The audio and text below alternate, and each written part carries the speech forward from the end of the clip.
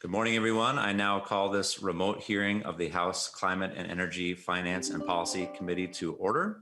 Welcome to our very first committee hearing, and welcome particularly for the members who are new to the House or new to the committee.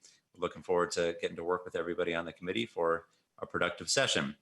We're starting with two introductory hearings this week, one today on climate impacts on Minnesota, and one on Thursday on climate solutions coming from our state.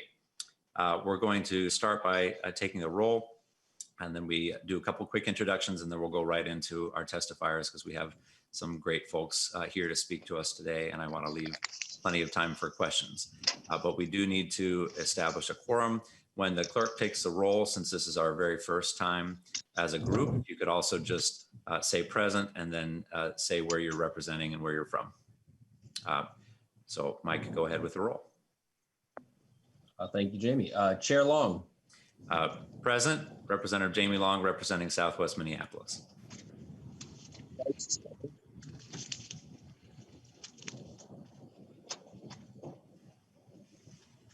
Vice Chair Acom.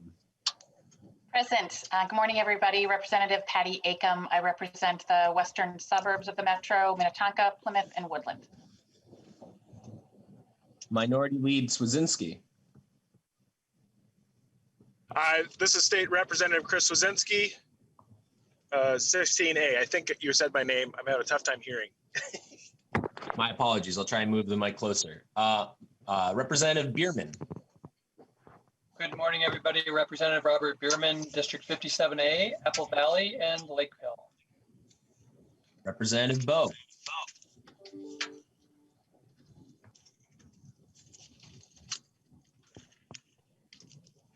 Representative Bowe.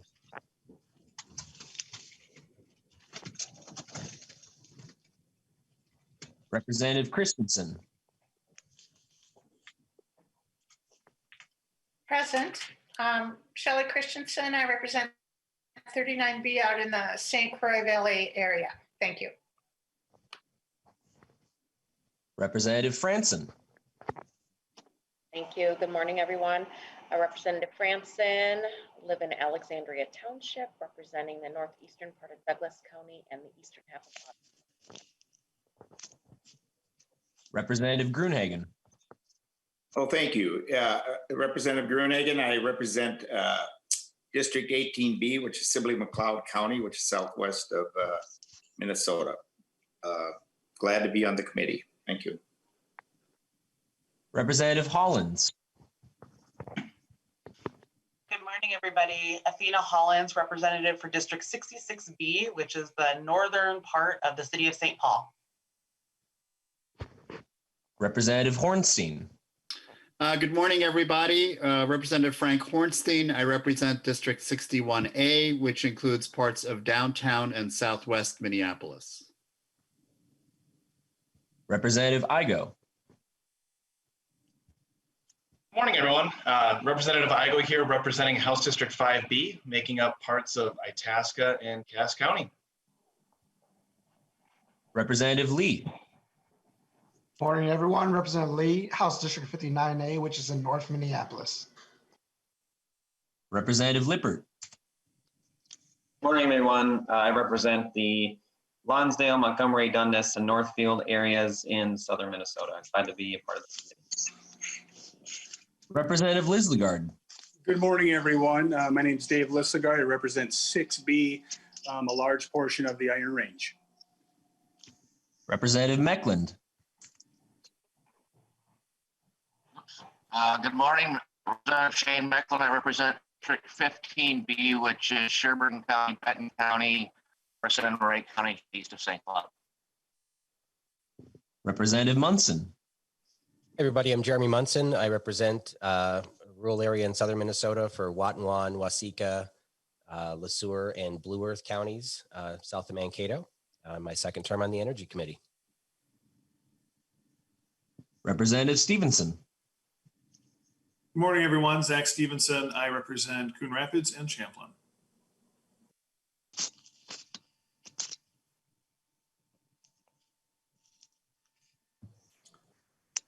I think that's our list. So we have a Quorum present. I know that Representative Bowe had been on, but it looked like he might have had to disconnect and maybe is trying to reconnect, but we can have him introduce himself when he gets back on. Also really quickly wanted to have our hardworking, terrific staff introduce themselves so folks know who they are. So we'll start with nonpartisan staff. Bob Eliff. Good morning, everybody. My name is Bob Eliff with the House Research Department. I've been staffing the Energy Committee since 2004. And our fiscal analyst, Solveig Beckel. Hi, my name is Solveig Beckel, and I've been working with the House for about 2 years, and I covered energy and climate last session as well. And we have a terrific nonpartisan team, as I'm sure you'll find out if you haven't gotten a chance to work with them yet. And then we'll have partisan staff say hello. Mike Molzan, our committee administrator. Hi, I'm Mike Molzan. I'll be the committee administrator for this biennium. And Mike Hermanson. Hello, I'm Mike Hermanson. I'm the CLA for Energy and Climate. And we'll, Bill Glahn. Hi, Bill Glahn. I am the Republican researcher for this committee. I've been here since 2015, not as long as Bob, but I've been serving on this committee in whatever form it's taken for the last 6 years. Eric Anderson. Good morning, everybody. Eric Anderson, work in DFL research, and this will be my 3rd year working with the Energy Committee. Great. Has Representative Bowe rejoined us? I'm not seeing him. Okay, so then we will go ahead and move into our testimony. So we have a full lineup today, and we're going to be hearing first from our witnesses, and then we'll hold all questions to the end, please, and we'll take questions at that point. And our first presenter today is Josna Harris with Climate Generation. Please unmute yourself and begin. Good morning. Thank you, Chair Long and members of the committee. My name is Josna Harris, and I'm the Director of Community Engagement at Climate Generation, a Will Steger legacy. And it's my privilege to join you virtually today from Woodbury, located on the land of the Dakota people. The next few years hold real challenges to reimagine systems. We see the weight of the responsibility that you hold as elected officials in this pivotal moment. Climate change will amplify every challenge facing our communities, as we have seen how COVID-19 has disproportionately impacted communities of color. Minnesota holds many of the worst racial disparities across health, housing, income, and education that also make communities of color among the most impacted by climate change. The opportunity is now to prioritize climate change in a way that is rooted in community voices and that addresses the multiple disparities that our communities face. Along with my testimony, we have submitted a petition from nearly 200 people across the state calling for legislative leadership to match the urgency and the intersectionality of the climate crisis to benefit the health and well-being of all Minnesotans. And for a long time, the way that we have talked about climate change has mostly been from a scientific perspective. But in this time of disinformation and polarization, it's our stories that help us to connect to one another and connect the head and the heart, which is essential to spark and sustain action. Chair Long has helped to frame this hearing today with an emphasis on the importance of sharing our stories of climate change. At Climate Generation, we could not agree more. We are a nonprofit with a mission to empower individuals and their communities to engage in solutions to climate change. And at the core of our work is the power of personal narrative.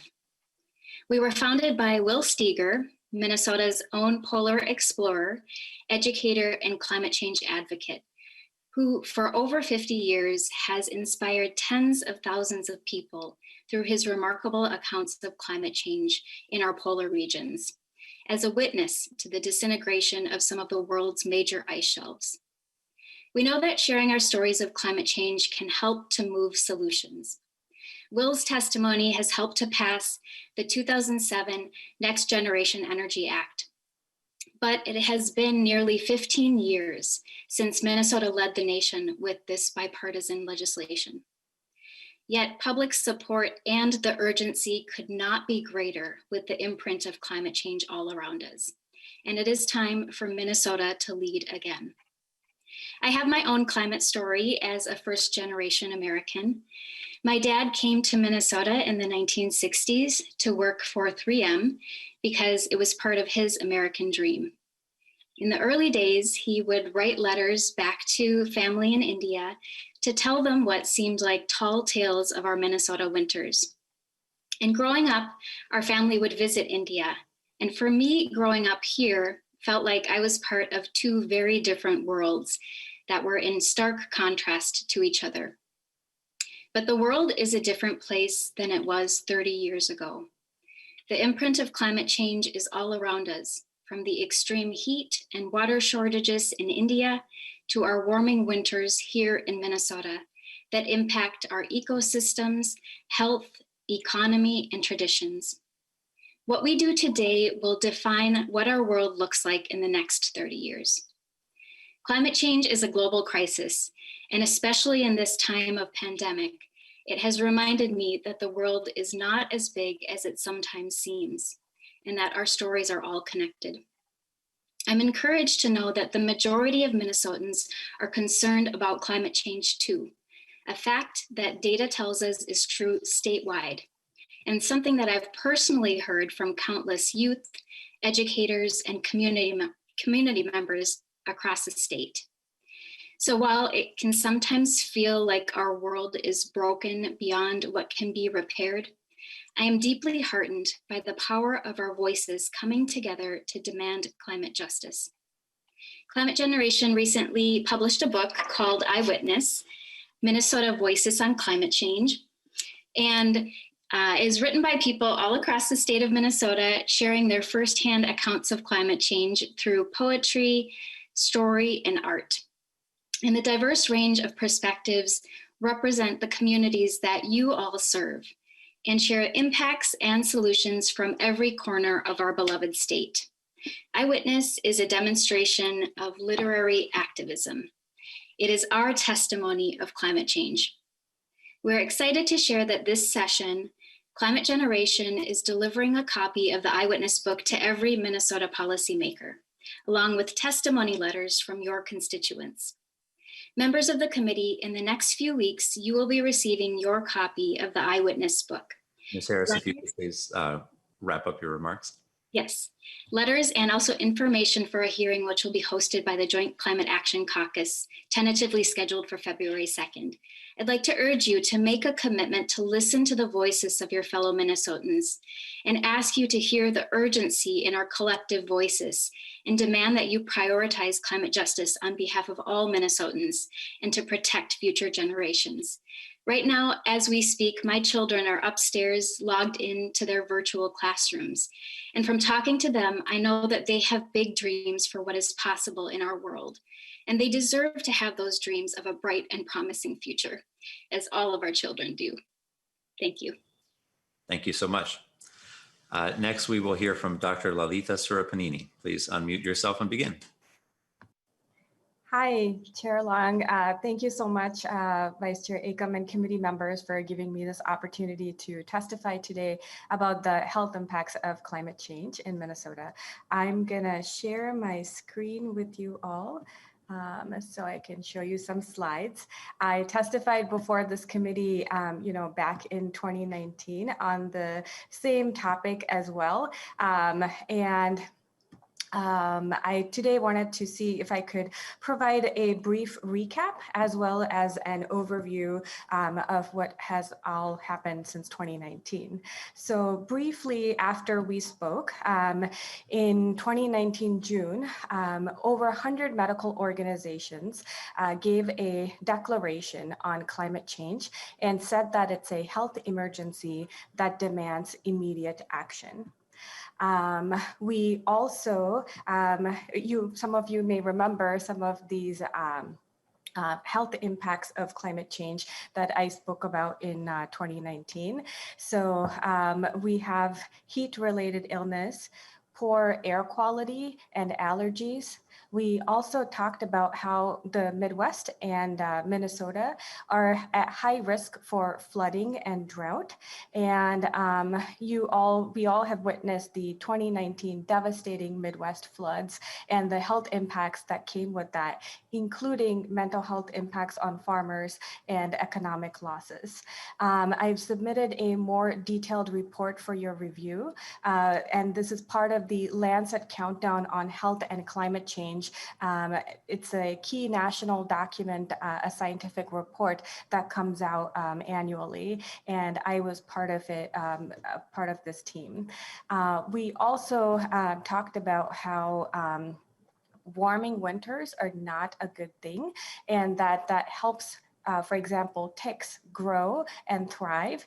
And this has led to a rise in Lyme disease. And you can see this data from the Minnesota Department of Health, which is updated and shows an increase in Lyme disease cases. We also discussed how many Minnesotans are facing mental health impacts of climate change, including solastalgia, which is a sense of loss of place and culture because of degradation of our environment. And a lot of us are seeing that with our winters getting warmer and not enough lake ice for us to carry on with our traditions. I also wanted to take some time to talk about, we are seeing that in Minnesota, we're feeling impacts from climate disasters that happen far away from us. For example, a lot of hospitals in the US use saline that is manufactured in Puerto Rico. And we saw that after Maria, that supply chain was disrupted and impacts were felt in hospitals all across the US. We also saw that air quality in Minnesota is being impacted by wildfires in Canada and the West. And in 2020, we also witnessed overlapping health crises of systemic racism, COVID-19, and climate change, and they deepened the existing inequities. So we all know that communities of color and low-income communities suffer the brunt of these impacts. And I wanted to take a second to kind of delve into why that is. So I am an assistant professor at the university, and I practice as a physician at mHealth Fairview. And this is something that I use when I care for my patients. And you should have all received a more detailed handout on this. So with the I want to direct your attention to those two blue boxes at the bottom that are ability to adapt and exposure. So how I use it as a clinician is that, let's say I have a patient with asthma, and I know that a bad air day can land them in the hospital. So I tell them to do two things. One, reduce exposure. So, limit time outdoors. Two, improve your ability to adapt, so maybe use an inhaler. Now, why is it important for you all to know about this as legislators? It's because you can create changes on a systemic level that can impact the health of not just my patients, but all Minnesotans. For example, with exposure, we know that communities of color have polluted facilities are, disproportionately placed in communities of color and low-income communities. And those impacts are actually felt for decades. For example, there was a study recently that showed that Black Americans who live in previously red-line districts continue to have higher rates of asthma and preterm births today. So we also know that we can promote policies that increase people's ability to adapt, for example, increased access to healthcare. And I finally wanted to also tell you that you all have received a Lancet Countdown on Health and Climate Change 2020 policy brief, and that has more benefits, health benefits of climate action that is detailed. And we have, and I wanted to leave you all with this slide that I also showed you in 2019. And that's because, you know, the prescription for a healthy climate remains the same. We need to stop actions that damage our climate and take actions that improve the resiliency of our communities, so we move towards a future that is safe, fair, and healthy. Thank you. Thank you so much. Next, we will hear from John Linchevsky. Please unmute yourself and begin. Thank you, Mr. Chair. My name is John Linchevsky. I'm with Minnesota Trout Unlimited. And if I could ask Mike to allow me to share my screen. I have some photographs I'd like to share. So if you'd enable that. Yeah, briefly, Minnesota Trout Unlimited is a conservation group, grassroots group with members across the state. Our mission is to protect, restore, and sustain cold water fisheries. I want to highlight the cold water aspect of them. Trout and steelhead will be on the front lines of climate change, and projections are not great. Just want to briefly mention, trout and steelhead fishing is a huge recreational part of our culture. There's over 120,000 trout and steelhead anglers in the state. So it's a great recreational importance, but it's also a huge economic engine. Just in the southeastern part of the state where there are no natural lakes, so stream fishing is a game, and that's trout fishing. The annual economic impact is close to $880 million a year. So it's a real engine, especially in rural parts of the state, and that's all threatened by climate impact. So I'm here to really just deliver the message that climate impacts are already happening. This isn't theoretical. Sportsmen and women around the state, we're seeing it on the ground. And so it's real. I want to give you a few examples. But I'll just mention I've been, trout angling myself for 40 plus years, and as a steelheader on the North Shore, it's always been the case that steelheading never happens until after April 12th. In the last 10 years, we've had steelheading in March, and things have really shifted. And why does that matter? It means we have a longer summer season of low, warm water, which is negatively impacting, those juvenile fish. So I'm going to shift now to a couple of slides here. Okay, bear with me.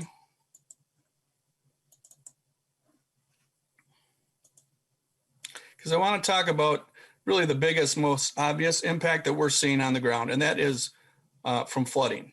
We're seeing much more frequent and severe rainfall events, and that translates into more frequent and severe flooding. And this is happening statewide.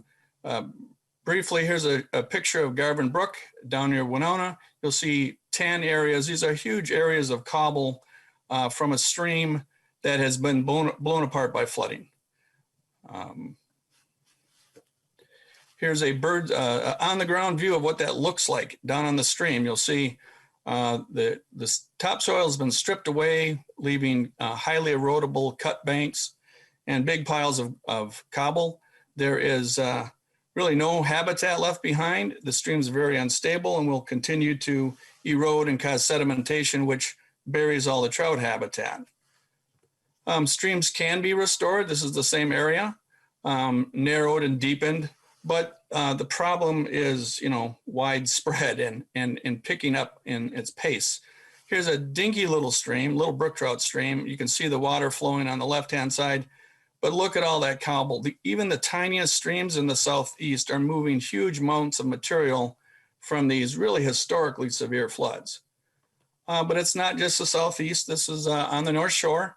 Here's a picture of the Little Stewart River, and you'll say, well, where's the river? That's a good question. It's underneath that pile of cobble.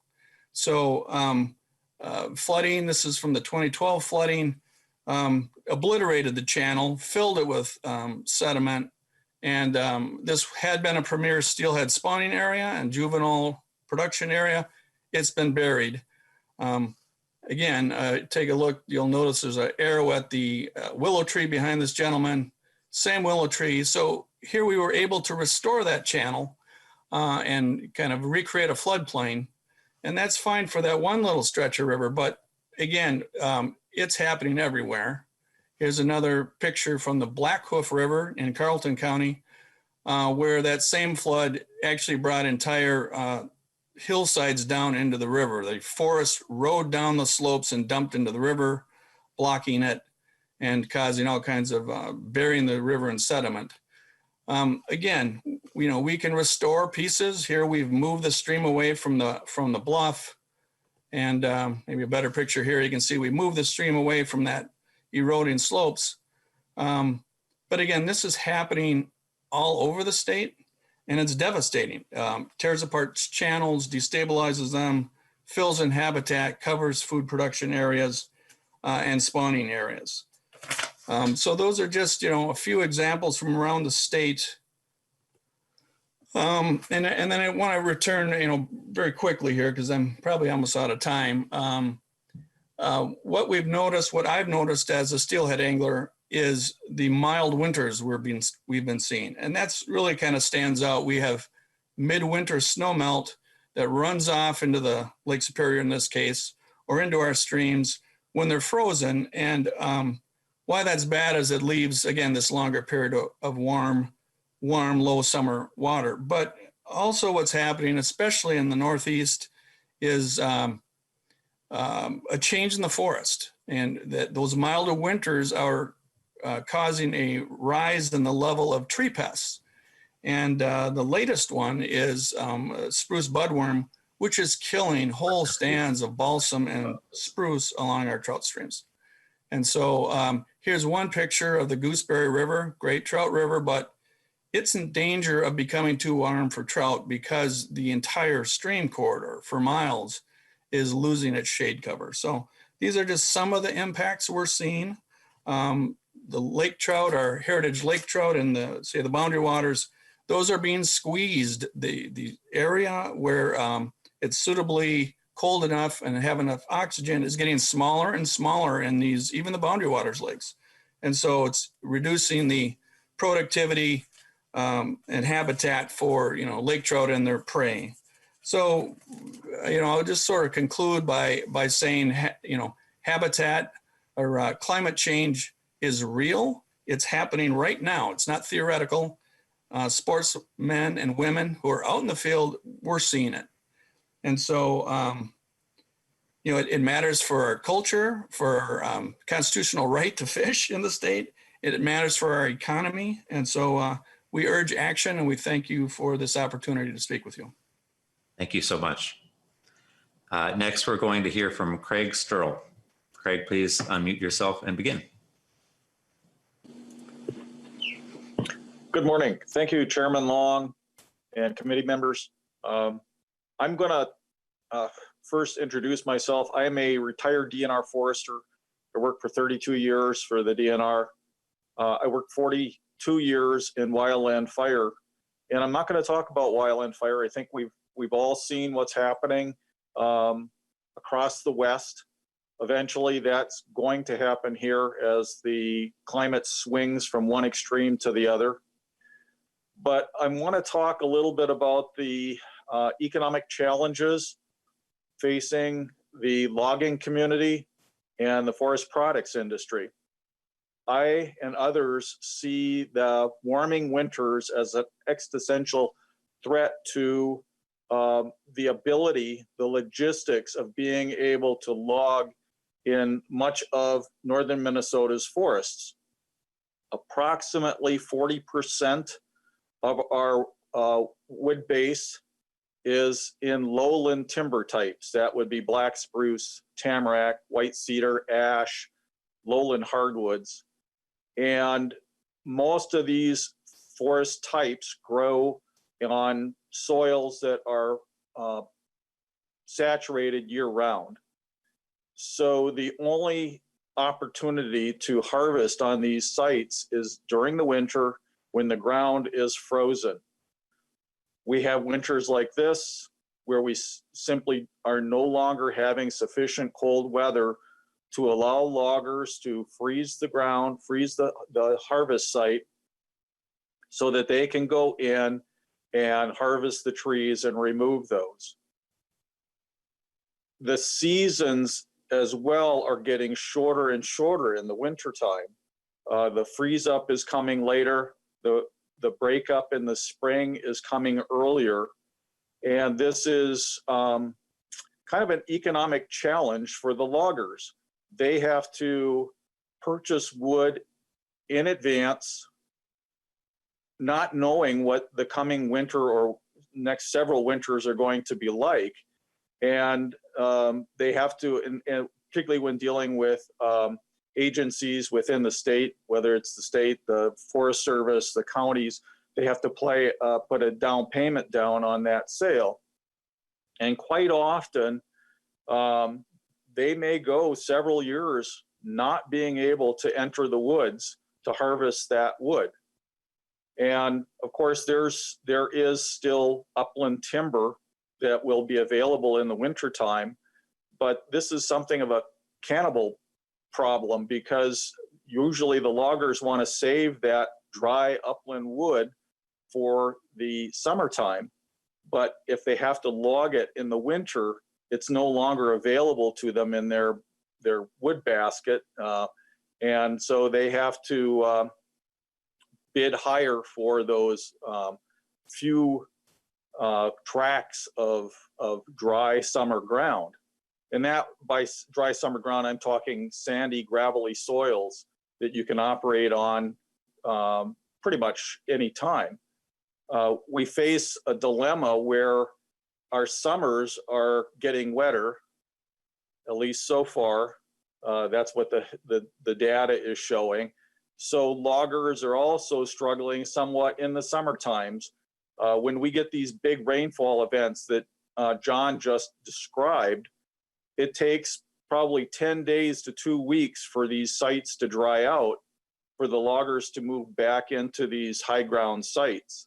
The load-bearing strength of wet soils is very poor. I mean, that's why farmers don't go out when the soils are wet, because the equipment sinks. Loggers are no different. They cannot access these wet sites, whether it's summer or winter, if they're not suitably dry or frozen. So this is, because there's 40% of our wood tied up in this difficult country that we have here in northern Minnesota, this is going to impact the ability of loggers to provide wood for the wood industry, and it's going to be a challenge for the mills to stay open. And I don't have a solution for getting around this problem. Logging requires huge pieces of equipment. They're heavy, and you simply can't put them out there on those unfrozen soils or too wet soils and expect them not to do severe damage and at a terrible economic cost to the loggers.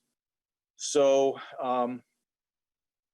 unfortunately, I just read a report where there's a model saying that our climate is, the impacts of this are basically baked in right now for a foreseeable future for the climate to continue to warm. This is a really disastrous forecast for the logging industry and for the wood product industry, not just here in Minnesota, but I heard from a third-party certifier that does certification on Minnesota's forest lands that this is a problem even up in Canada. So escaping this is going to be almost impossible. And I unfortunately don't have a solution for you other than the obvious, which is to deal with climate change up front. We need to reduce our carbon footprint and start working on the real base problem of climate change. Thank you. Thank you so much. Next, we will be hearing from Tom Cotter. Tom, please unmute yourself and begin. Hi, can you see me okay? We sure can. Okay, I'm out in nature, kind of the fact of trying to meet up with my daughter, but also because we can put digital backprints on our computers for the rest of our lives. We might not always be able to stand out in nature like I am doing right now. So I'd like to thank you, Mr. Long, for inviting me and including us. I'm sorry. My name is Tom Cotter. I farm down in southern Minnesota, right on the Moore-Freeborn County line. I'm just on the edge of I-90, so I have a lot of people coming by my farm. You know, all day long, there's thousands and thousands of people. So they see what I do, and I'm gonna give you examples of what I do. Is I'm a regular farmer. I grew up my whole life doing tillage, planting corn, planting soybeans, and realizing that, you know, it was a dead end. I never really got ahead. The farming economy right now, granted, we have prices have just risen, but also our inputs have risen. So people see my farm. So I started changing. I started putting cover crops out on the ground. I started putting livestock back on the ground.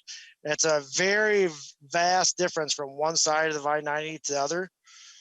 My side is I can suck in the water. I can infiltrate water into the soil, which keeps my cricks cleaner. But on the other side, there's a large corporate farms that till that soil nonstop, and there are lakes out there every time it rains.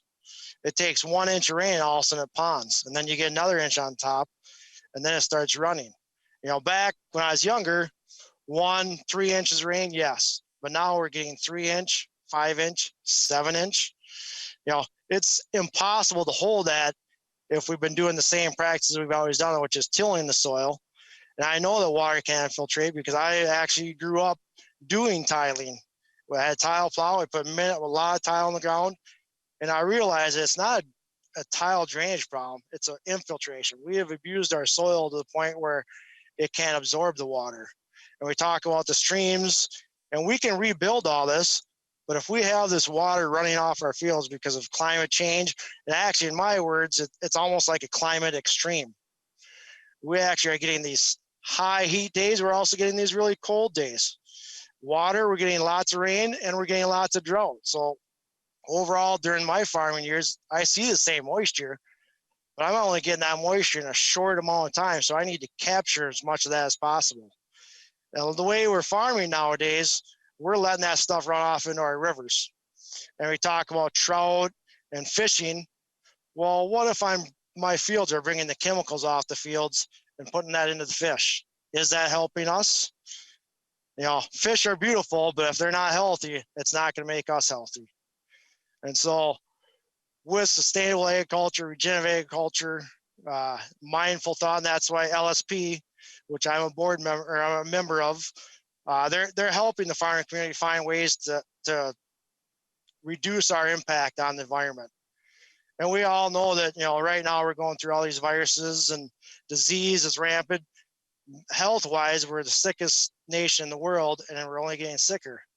Well, what if Mother Nature is starting to fight back? A virus is when an animal gets put under stress. When the environment gets put under stress, it reacts, and that's what this whole world is seeing right now. Mother Nature's reacting, and we're having a hard time keeping healthy people. We think we're spending money on regenerative agriculture and sustainable agriculture, but actually, when we spend money on that, it's also saving us money on health.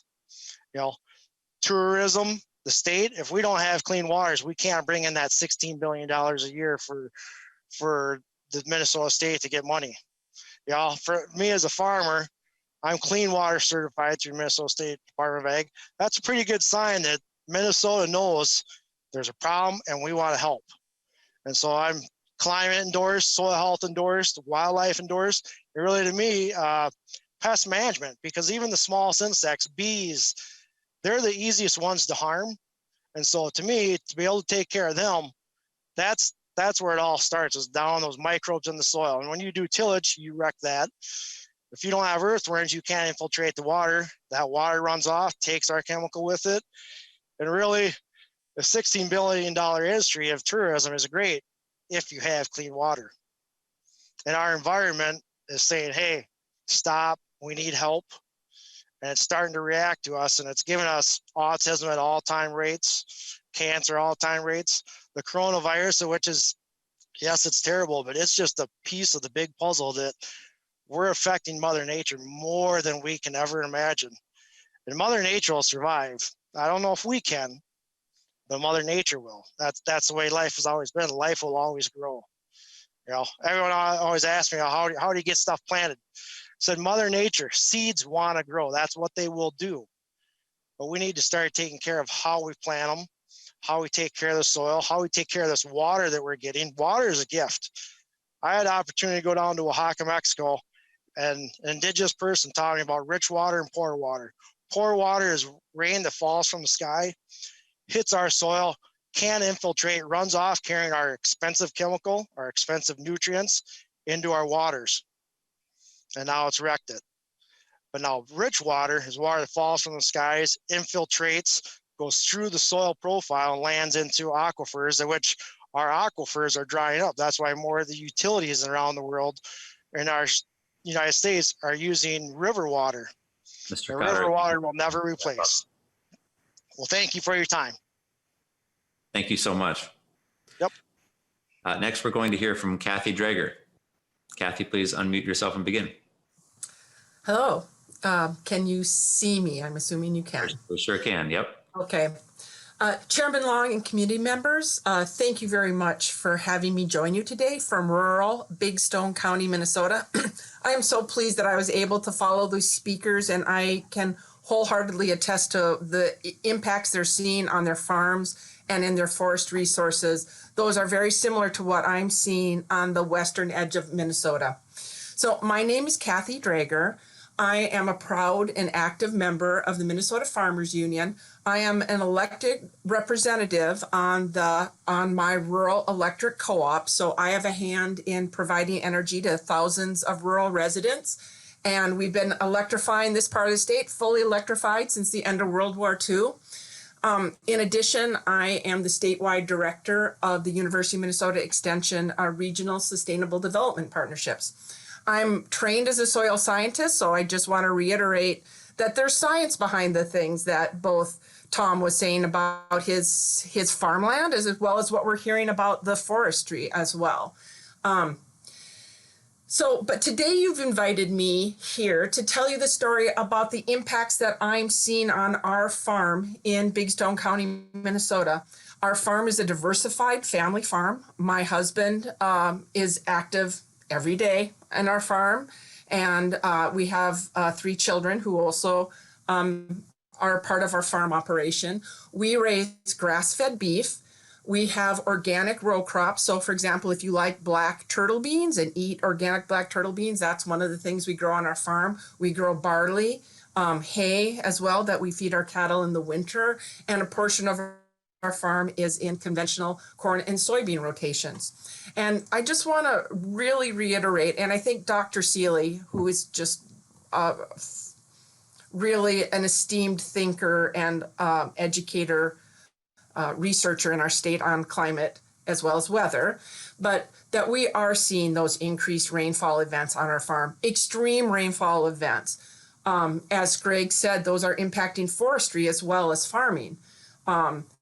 And Dr. Seeley has the data that shows what we are experiencing on the landscape. So it's a good combination of on the ground, what folks are seeing and experiencing, as well as what we are learning from data. So for example, the year that we planted organic edible black beans, we got our beans in the ground, got our seed in the ground, and then we had one of those massive rainfall events. And since we're organic, we really depend on cultivating, which means running a light digger across the top of the soil to get the budding weed seeds out so that our crop can outcompete the weeds without having to use chemical spray on it. That's how we practice organic agriculture. We were unable to do that. And so we were really racing to fight the weeds overpowering our bean crop because we were unable to get in with mechanical tillage to do that. And that extreme rainfall event was followed immediately by what was called a flash drought, where we had absolutely no rain whatsoever for weeks on end, so that our soil was cracked. You could see the large cracks in our clay soil. So we went from extreme rainfall to extreme drought on one crop season. And I just wanted to share with you how that could impact us. Those of us who I'm a fan of beans, and how that could impact a crop like organic edible beans. So in addition to impacting our ability to grow crops, because that's one of the scary things about climate change is we've been depending on agriculture to support feeding our population for thousands of years. And with this change, it leaves us with a lot of uncertainty to how we're going to be able to do that. Farmers are innovating. Farmers are adapting. But this is happening really fast. You think about the hundreds of generations it took to get to the agriculture we have today. And now we're trying to do these changes in the matter of years. So I will tell you some of the things that we're doing as far as solutions on our farm. Which we've also experienced some serious erosion because the water is moving across the landscape so fast. And as Tom mentioned, with the tiling, that helps to accelerate the speed of the water. And when that comes into my farm, we have a culvert on the north side. It rips an erosive channel that's feet deep. And we're in the process of trying to deal with that. And one way that we have is that we've put in and installed grass waterways. So these areas where the water naturally flows, instead of just leaving those open and farming those, we've installed grass waterways where the water can flow. So grass waterways is one way that we can do this. Now, since we're a medium-sized farm, we can still work around that. Our equipment is sized so that we can work around grass waterways on our farm. In addition, we restored a wetland. I can lean forward and look at it over here to my right. We restored a 30-acre wetland with associated upland. That's a beautiful piece of habitat. We have pollinator plants in there. It's full of wildlife, ducks, geese, swans. And 10 years ago, I would look out there and see my soybeans underwater. So one of the solutions we use, instead of constantly investing $10,000 to drain 30 acres of land that constantly was underwater, we put in a wetland and we restored that piece of habitat. And so that provides a benefit to us as well. So we were able to put that into the RIM program. That's a Minnesota program as well.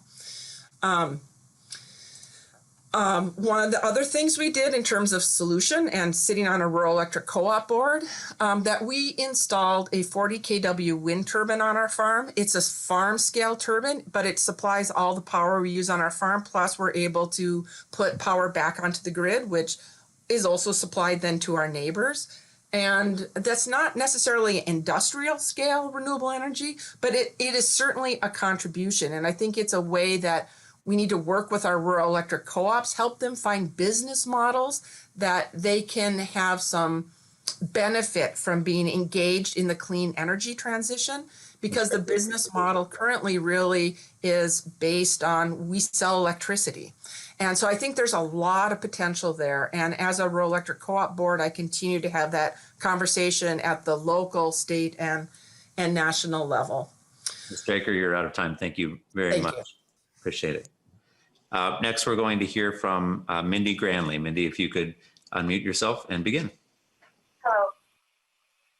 Thank you for the opportunity to be here today, Chair Long and representatives, and thank you all for the work that you do for the public and the state of Minnesota. My name is Mindy Granley, and I'm the Sustainability Officer for the City of Duluth. I'm here to tell you a little bit about our climate change issues today. Oh, sorry. All of a sudden, my things aren't going. Okay.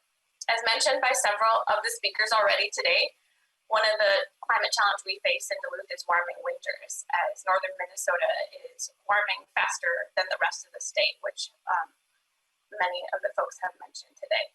Along with this warming comes an increase in the number of freeze-thaw cycles during winter, which can damage our infrastructure and age it prematurely. Another concern with increased is climate change is increased precipitation overall, but especially extreme weather events and increased storm intensity, such as the flooding and windstorms that have damaged the city of Duluth in recent years that you've probably heard a lot about. Duluth is also a city with identified environmental justice issues, and many areas in our city have at least 40% of people reporting income less than 185% of the federal poverty level. So equity and climate change go together in our city as well. 5 climate actions that the city is currently working on include more sustainable buildings. A sustainable buildings policy is needed for city-owned buildings. In my previous role working at the University of Minnesota in Duluth, I saw firsthand how the B3 requirements for energy efficiency helped our campus reduce emissions despite growth in square footage. Energy efficiency standards ensured this, and having stronger energy code for all the cities in Minnesota would help our climate mitigation efforts, along with creating jobs and saving resources long term.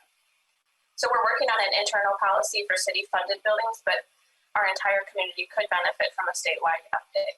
Stronger energy codes to increase efficiency would help our residents save energy, increase their comfort, and also their resiliency in the future with extreme weather. We're also working to meet our greenhouse gas reduction goals of 80% by 2050, and our response has included the creation of an energy fund to reduce energy use through building improvements. That includes installing efficient lighting, building controls, and also some renewable energy. However, this energy fund isn't nearly adequate and large enough. We have larger investments we still need to do to city buildings. On renewable energy, the city invests in solar power where we can, including a 400 kilowatt purchase in the first community solar garden in northern Minnesota through a partnership with Minnesota Power, which helps save the city money long term. We've also installed smaller city-owned arrays like a 45 kilowatt electric vehicle charging array in Canal Park and a 5 kilowatt system along LED lit ski trails. We've made utility investments, modernizing our downtown thermal district, Duluth Energy Systems, to increase efficiency and switch from steam to hot water. We work to update our stormwater system to better respond to larger precipitation events. And we've also replaced leaking water mains. But continued investment in infrastructure is needed. And when these investments are made to replace aging infrastructure, climate mitigation and adaptation should be factors in all of our decision making. Finally, we are reconstructing the Duluth Lake Walk to be more resilient to stronger storms and the climate of our future. In the future, we hope to address residential energy efficiency in a city with old housing stock and neighborhood equity disparities. How can energy efficiency programs help address these together? In Duluth, this means moving from fossil fuels to electrification in 100-year-old homes. We want to advance our conservation improvement program with our city-owned gas utility. We know we can do more. We want to decarbonize our downtown thermal district and aim to explore electrification opportunities and ways to avoid locking ourselves into additional fossil gas boiler purchases. We aim to explore low-income solar financing and seek ways to take advantage of low-income solar rebates from our utility, but we know funding options for low and middle income populations are a challenge. We aim to look at large-scale solar, exploring old landfill sites, brownfield sites, and wherever else it makes sense to produce energy locally, and we'll be seeking partnerships in this work. Finally, to increase neighborhood resiliency, we are collaborating to build community capacity and prepare people in our community who are most vulnerable to the impacts of climate change in Duluth. One way is through the Great Lakes One Watershed Partnership, which is local foundations, Ready North, Minnesota Sea Grant, Equilibrium 3, and the city who have applied for pilot projects and funding to work in the Lincoln Park neighborhood. In summary, the city of Duluth supports energy policies that encourage electrification, expand renewable energy, advance conservation, create partnerships, and raise building energy efficiency standards. I welcome you all to visit us in Duluth when the pandemic eases and meeting together is possible. We have a great story to show you about the work we're doing, and I'd like you to be able to see it for yourself. So thank you for your time. Thank you so much for being with us. Lauren Jensen is up next. Please unmute yourself and begin.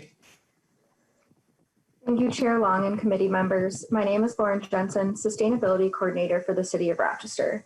I'm honored to speak to you today about the important work we are doing in Rochester to address climate change and resiliency, share with you the partnerships we have formed, and provide some specific examples of an innovative engagement approach we used, in addition to our future plans.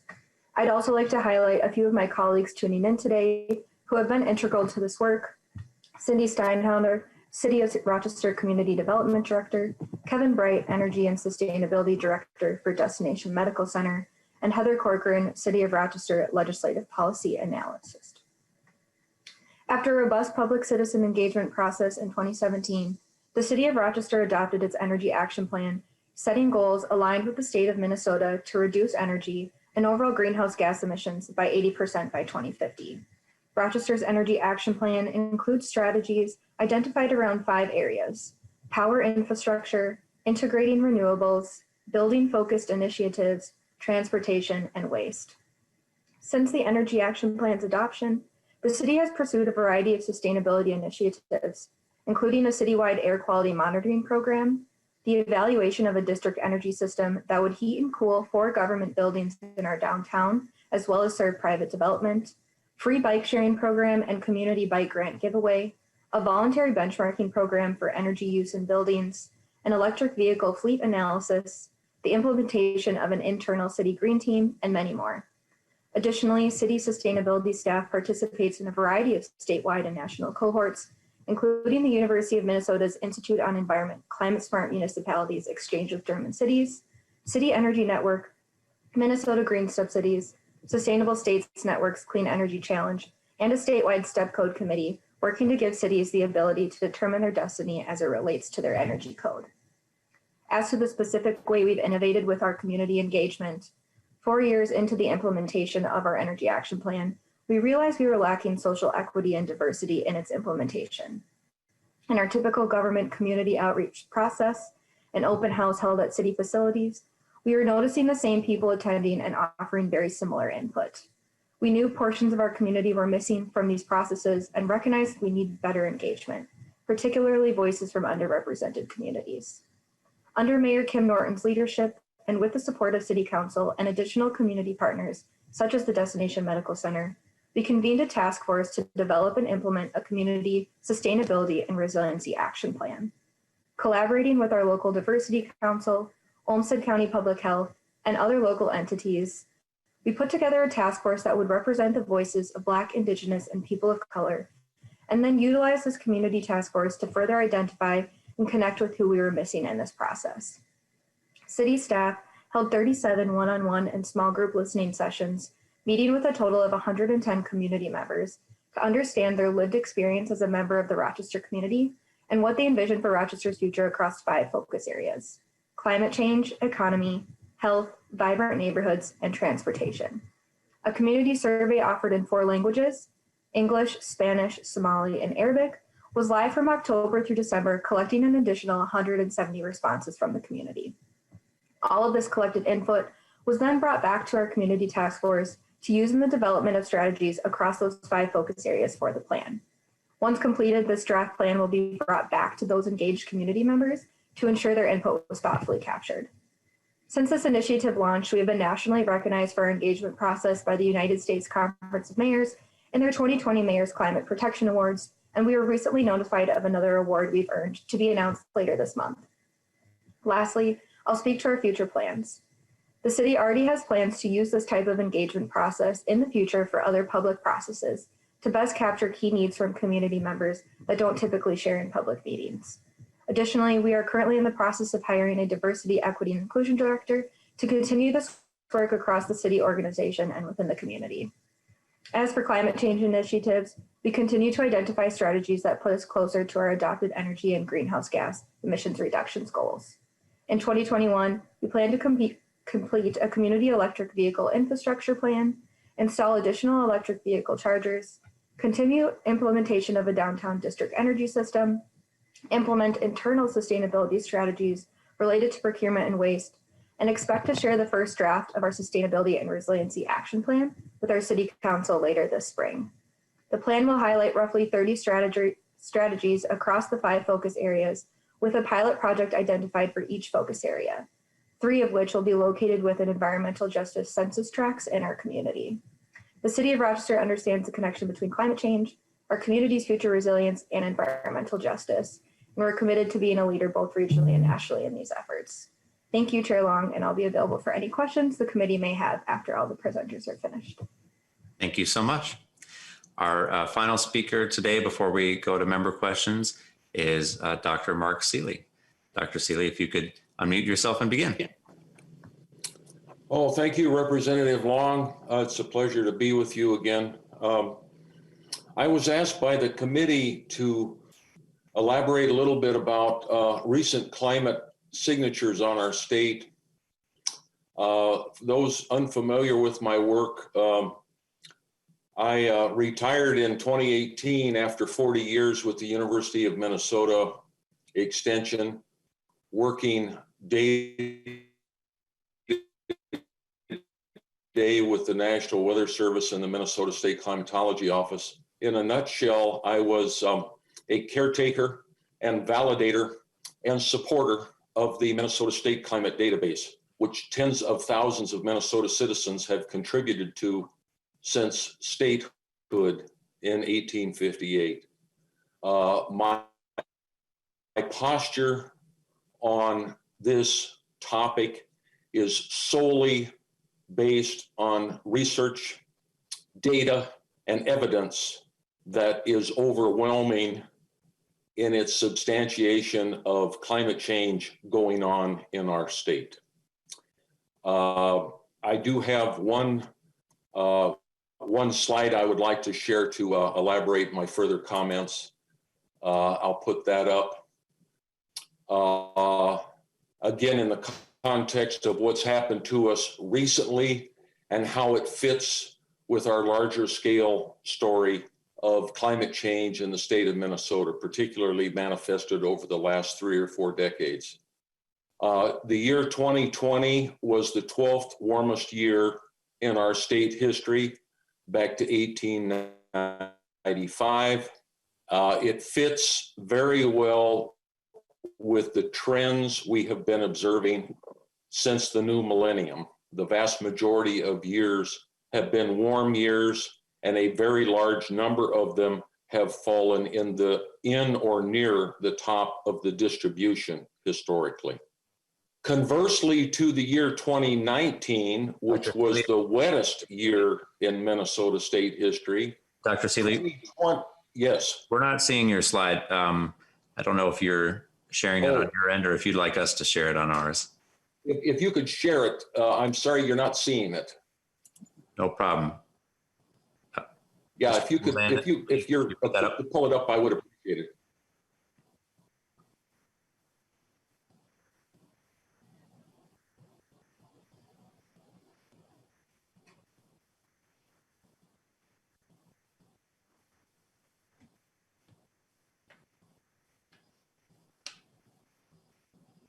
There we go.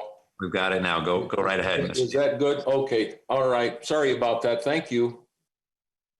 I've already made my remarks about the temperature signature of 2020. With respect to the precipitation or moisture signature of 2020, it was the 35th driest year in our state history, back to 1895. It did not fit with the trends since the new millennium. Dominantly, those have been wetter than normal years.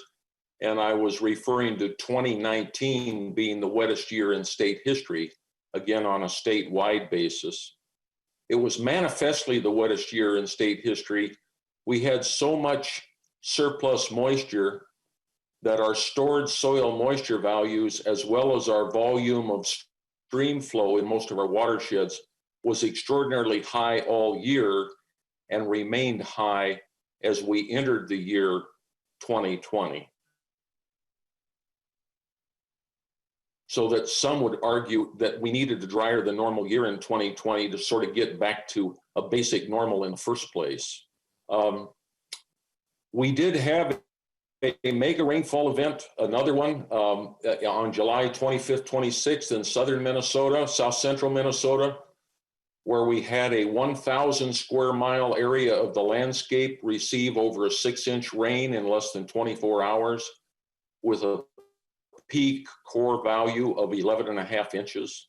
We've talked about this for years, and it was mentioned by previous speakers that the disturbing aspect of this weather extreme is that it is increasing in frequency in our lifetime.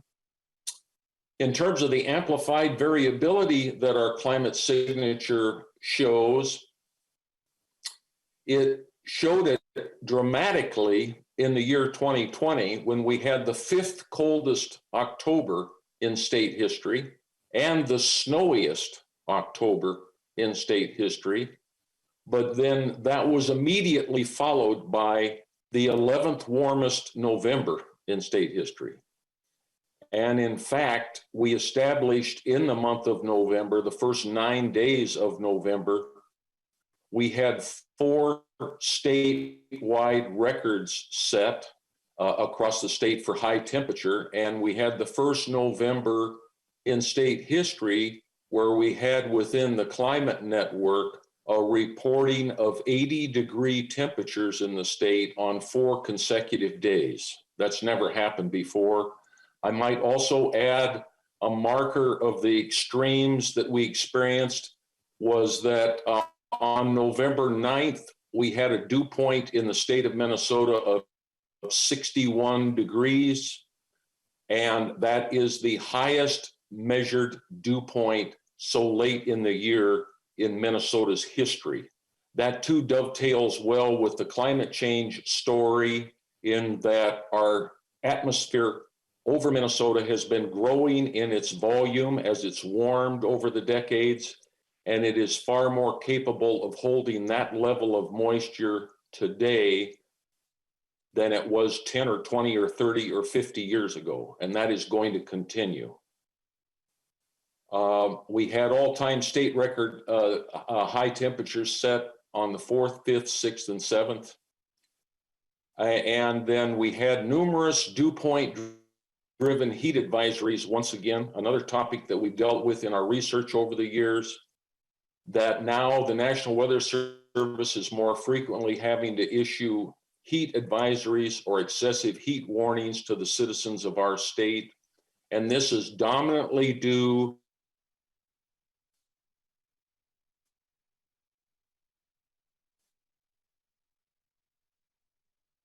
not too high ambient, but because we've been combining our traditional 90-degree temperature days in the summer with exceptionally high dew points that then push the heat index up to an unhealthy level. To just also emphasize that I've been part of the Minnesota Climate Adaptation Partnership statewide committee since the year 2007. This committee is dedicated to sharing of climate adaptation, people working in natural resource management, agriculture, energy, transportation, public health, public works, any number of other fields come together periodically to have an annual statewide conference. This year, this month, next week, it's being held in a Zoom session on January 20th. And I've listed the website for it. I would encourage all the members of your committee, I would encourage all the members of the Minnesota legislature, period, to consider this as one of the most important subgroups operating right now in our state, in the sense that we're all sharing knowledge of what can be practiced, what can be improved to better adapt to our changing climate so that we can preserve our natural resources and we can preserve our quality of life in Minnesota by preserving our state's infrastructure. So this, I think, has become a very important piece of our greater Minnesota community, the Minnesota Climate Adaptation Partnership Group. And I would encourage that that the legislative members consider this, or taking an interest in it, or at least keeping up with it. Lastly, I'd also mention that next week we have a book launch for the second edition of the History of Minnesota's Natural Heritage, a book famously published in the 1990s by Dr. John Tester and then recently revised in its second edition. And once again, I would consider for reference reading by all Minnesota legislators that they read this history of our natural heritage, what our state is all about. This is very important to understand that, so that we can understand the context of climate change and what it's doing to our state. So that's the extent of my remarks. I appreciate the opportunity to speak to you today and look forward to any discussion or questions people may have. Thank you so much, Dr. Seeley, and thank you to all of our testifiers for the sobering and illuminating comments. We do have a few questions. I'm going to begin with one very brief one for Dr. Seeley. Doctor, I've heard you say in the past that Minnesota is seeing the fastest changing climate of any state in the nation, and I'm wondering if that is still holding true. Well, it depends on what variable you're talking about. There's so many to consider, but with respect to the two primary variables that most people talk about, and that being temperature and precipitation, Minnesota remains, in terms of the amplified signal, that is the level of signal that's going on in our state year by year and decade by decade, it is most amplified. And when we do compare it to the other 50 states, it's not quite up there with Alaska in terms of the temperature change, but it's definitely in the top 5% across all our landscapes. Even if you subdivide that, Representative Long, like you look at the internal geography of our state, you will find disparity in the signal in the sense that the change in temperature is more amplified, that is of a higher pace of change in the northern Minnesota landscapes than it is in the southern Minnesota landscapes. Secondly, there's also within state disparity in the signal of the precipitation change, where decade by decade, it might be a modest 5 or 10% increase in annual precipitation in some parts of the state, but it might be as high as 30 to 35% change in some other areas of the state. Thank you so much, Dr. Seeley. Representative Acom. Thank you, Mr. Chair, and thank you so much to all the speakers. I thought that was a great presentation and certainly eye-opening. Yesterday, my question is going to be for Mindy Granley with the City of Duluth. Yesterday, I heard a statistic about the cost to the United States last year of climate-related natural disasters, and I think it was $95 billion with a B dollars. And so in many of the presentations we heard today, we heard about the impacts to kind of industries that are part of the Minnesota tradition, from logging and farmers and forestry and fishing. And then we heard from Ms. Granley about the freeze-thaw cycle in Duluth and the increasing, the more we see of that it's impacting our infrastructure. And so on that line of cost, do you have any cost do you have an estimate of the cost to the City of Duluth on those increasing freeze-thaw cycle, so that we can be looking at things in the big picture? Professor Seeley just talked about how we look at temperature and precipitation. I think we also need to be looking at the cost to our state each year to address the impacts of climate change. And so I'm wondering if you, Ms. Granley, have any information about that for Duluth. Ms. Granley. Thank you, Representative Acom. I don't have the numbers offhand, but I do know that particularly in our stormwater system, there is an estimate to the number of upgrades that need to be made to address increased precipitation events in our city. And it's many more millions than we have, of course, on hand to take care of those issues. And so one of the things looking into the future is when infrastructure is repaired, make that decision and spend a little more each time we're making a small decision about what size pipe, how to address a certain issue in our city. And we have the dedicated stormwater utility staff that are trying to make those decisions one at a time as available. The backlog of work to immediately upgrade all of our infrastructure is more than we could ever hope to address in the next decade. But making those decisions with each project is the most vital way to get to that, and making sure we're integrating what's the climate of our future, not just today, each time we make a decision about a small project. I'm sorry, I don't have specifics. That's very helpful, so thank you. Yeah, certainly could gather them if they're be helpful. Representative Gruenhagen. Oh, thank you, Mr. Chairman. See, I just want to start out too and thank the people who testified here this morning. We appreciate your perspective. I think we can all say we agree we want a clean environment. Okay, I have in all my meetings or whatever, I have yet to run into somebody who doesn't. Okay, so that brings me to the point where I think we agree on the facts and the data. It doesn't seem to be disagreement about that. Where the contention comes in a little bit is through the interpretation, conclusions, and theories that come out of the data. And with that, Mr. Chairman, I'm acquiring books for everybody on our committee, along with testifiers, hopefully, within the next week or 10 days. The name of the book is Why Scientists Disagree About Global Warming. And it's written by 3 eminently qualified scientists. First is Dr. Idzo. He's a climatologist, is one of the world's leading experts on the effects of carbon dioxide on plant and animal life. Also, Dr. Carter, he's a geologist, environmentalist, scientist, and emeritus fellow of the Institute of Public Affairs in Australia.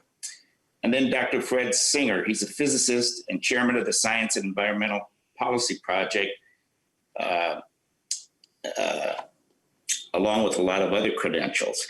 And basically, my question is for you, Chairman Long, if we have well-qualified scientists, and by the way, on this book, they make a number, it's relatively layman written, but it says, just one statement I'll say, probably the most widely reported claim in the debate over global warming or climate change is that 97% of the scientists agree that climate change is man-made and dangerous. This claim is not only false, but its presence in the debate is an insult to science. And so I will get this booklet for everybody and send it out. And then if I do have qualified scientists in the area of climate change, climatologists, and those, would you be open to having testimony from them on the facts and the data and why they might disagree? Because I find that when you hear both sides of an issue, that's one of the best ways for us to learn. And I've tried to read both sides, okay? The last comment would be, and then I appreciate your response, we see California has been a leading state going down the Green New Deal or the climate change deal. And it's been a disaster out there, whether it's the fires, which they no longer clean the brush away like they did when I was in the Marine Corps out there. Representative Gruenhagen, do you have a question for the witnesses? We just have a few other people on the list. I'm happy to respond to your question, but would you be open for qualified scientists to also who disagree with the climate change agenda to also video in and testify at a future meeting? Representative Gruenhagen, I'd be happy to see who you are suggesting, and we can have a further discussion about anybody.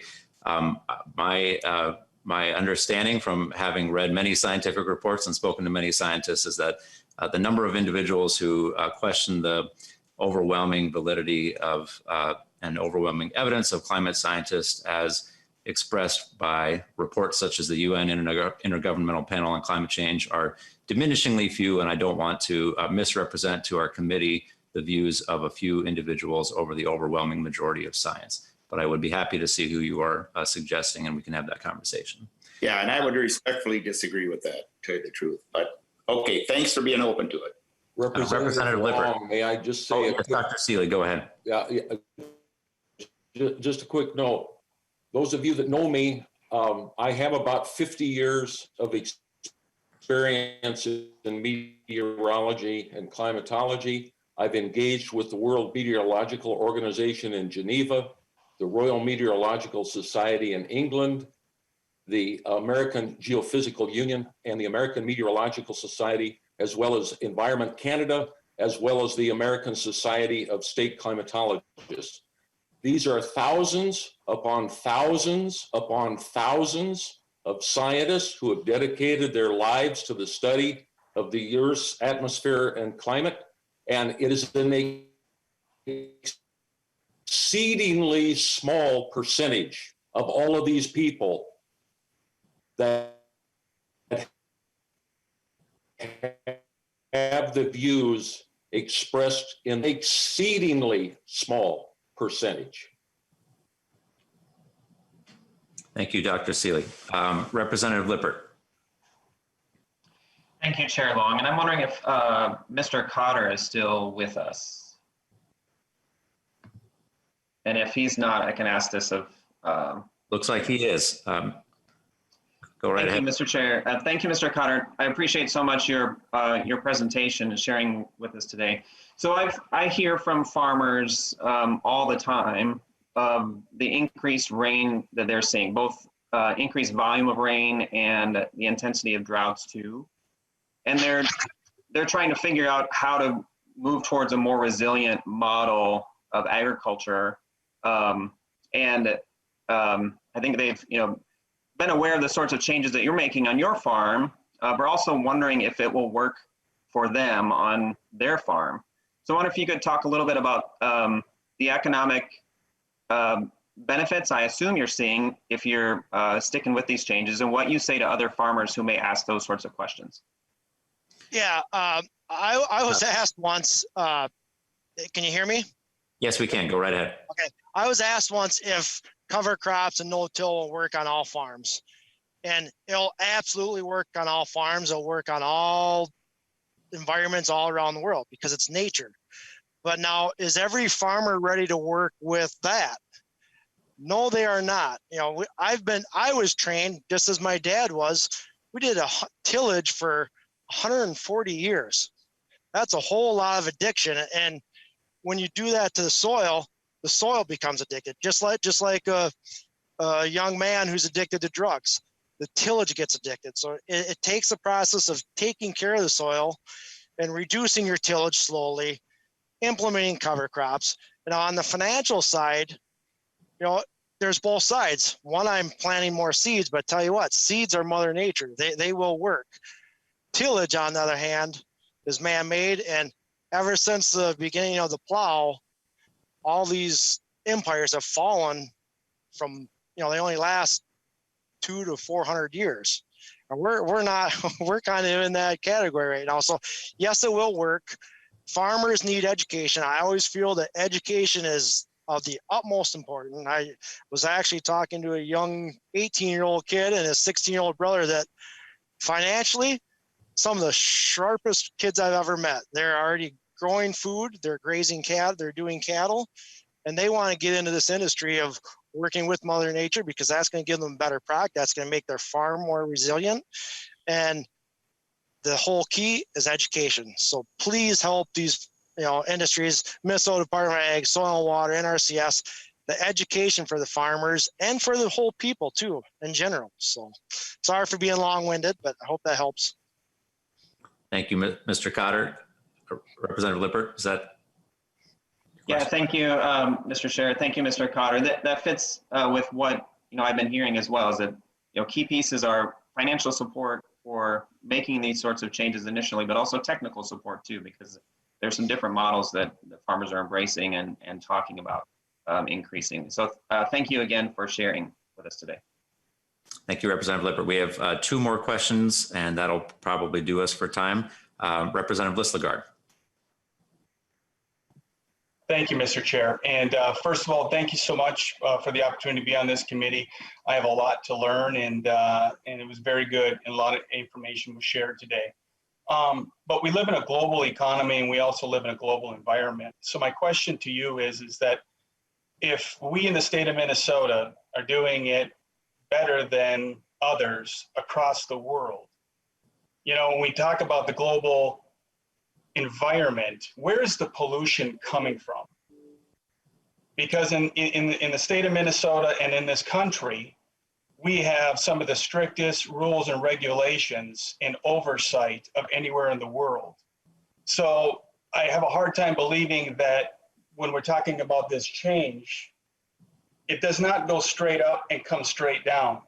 So I ask you, where is this pollution, the majority of this pollution coming from, and what are we doing about it? Well, that's a great question, Representative Listlegard. So we will be having a hearing on just that topic in just a couple of weeks. The Minnesota Pollution Control Agency is releasing their biannual report on our ability to meet our greenhouse gas targets as a state, and that will go through sector by sector where we're seeing pollution coming from. So hopefully, thank you, Chair. Absolutely, thank you, Representative Listlegard. Representative Hornstein, you'll have the final question. Okay. Thank you very much, Mr. Chair, and thank you for a fantastic and informative hearing. My question is for Ms. Jensen in Rochester. I'm kind of wearing my chair of the Transportation Finance and Policy hat here because transportation is one of the leading sources of greenhouse gas emissions. So I'm interested in one thing you said about electric vehicle infrastructure, and I'd like to hear a little bit more about your plans for that. And I think a couple of the testifiers talked about the infrastructure costs of climate change, and I'm interested particularly in roads and bridges. We've had so many extreme weather events in southern Minnesota, and I know there's been a lot of damage done to the infrastructure because of that. So interested to know what Rochester's doing on electric vehicle infrastructure and roads and bridges as it relates to climate. Ms. Jensen. Thank you. I can definitely speak to the first part of that for sure. So we've installed to this point 6 electric vehicle charging stations within our downtown parking ramps, and moving into 2021, plan to embark on an electric vehicle infrastructure planning process for our community, which will help us identify priority areas to install additional vehicles, electric vehicle chargers, as well as install a fast charger and potentially a couple public level 2 chargers throughout our community as well. So really just trying to build the adoption of electric vehicles within our community and build out that infrastructure to go along with that.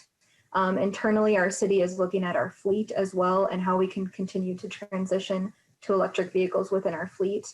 We completed an electric vehicle fleet analysis at the end of 2019, which really showed a lot of opportunity for transitioning our fleet to more electric vehicles. So unfortunately, we weren't able to transition as many as we wanted in 2020 due to budget with the pandemic, but we do have plans to transition additional vehicles in 2021 here. Representative Hornstein. Okay, and thank you. That's really helpful to know, and I think a lot of good work being done on the municipal level on electric work. So maybe if Ms. Jensen, you're not able to answer this, I don't know if anyone else on the panel can talk a little bit about the impacts on infrastructure, road and bridge infrastructure specifically, and climate. I think there was some cost mentioned to that, $95 billion nationally, but do we have some data, in Minnesota about the cost of extreme weather events on our transportation infrastructure? Anybody looking to take that?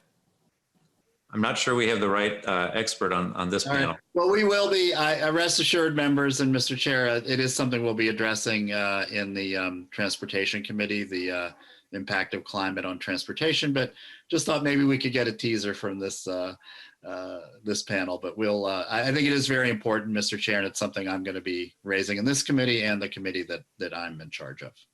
Thank you, Representative Hornstein. Mr. Chair. I apologize. Yeah, Cindy Steinhauser, Community Development Director for the City of Rochester. And just to that, I apologize that we don't have that information, but I do know that our team that works on transportation issues as part of our Development Services and Infrastructure team is gathering some of that information, and we'd be happy to provide it for a future committee consideration. So thank you. Thank you so much, Ms. Steinhauser. And if you could get that to our committee administrator, we'll share it with the committee. Before we wrap, I just wanted to give Representative Bowe a chance to introduce himself since he wasn't able to earlier. Thank you, Chair Long. I appreciate that. I had some connection problems this morning, which continue to plague me, but I hope you can hear me now. Sure can. Okay, very good. State Representative Greg Bowe, representing Eastern Cover County District 47B, which is Chaska, Chanhassen, and Victoria. I've been an environmental professional for 20 some years, so excited to be a part of the Climate and Energy Committee, and some of the things we'll be talking about here. Certainly have had some time to serve on board municipal power agencies as well. So kind of bring an understanding of some of the munis and the challenges that they face. As a conservative, I bring a kind of unique insight, I think, into some of the climate discussions where I seek to make sure we do it in a sustainable fashion. But looking forward to an interesting year, and I thank you for letting me be a part of this committee. Thank you, Representative Bowe. Well, we are at time. Thank you all, everyone, for an excellent first hearing, and we will be reconvening on Thursday at 10:30 a.m. for the second in our opening series, this time on climate solutions that are being pursued in our state. And with that, we stand adjourned. Thank you.